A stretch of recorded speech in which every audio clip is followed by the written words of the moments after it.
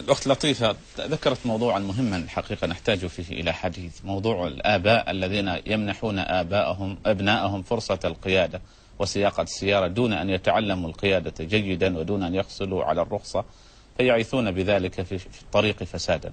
هؤلاء مهملون لأولادهم. الأولاد يجب ضبطهم ويجب عدم إرخاء العنان لهم. هؤلاء يعرضون هؤلاء الأولاد أنفسهم للهلاك، إذ لا يمكن أن يحافظ على سلامتهم مع عدم ضبطهم وعدم صونهم عن مثل هذه التصرفات. وكذلك هم يعرضون الآخرين للخطر. هؤلاء الأولاد غير مأمونين. كم من حوادث تقع بسبب تصرف مثل هؤلاء الحمقى الذين لا يبالون بما يفعلون.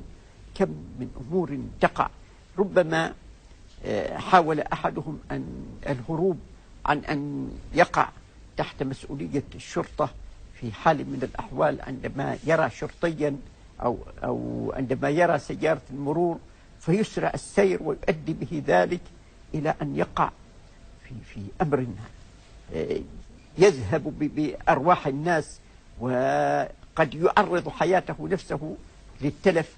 فإذا إرخاء العنان لهؤلاء الأولاد مفسدة في الأرض، فعلى الناس أن يتقوا الله وأن يدرؤوا هذه المفسدة عن أنفسهم وعن أولادهم.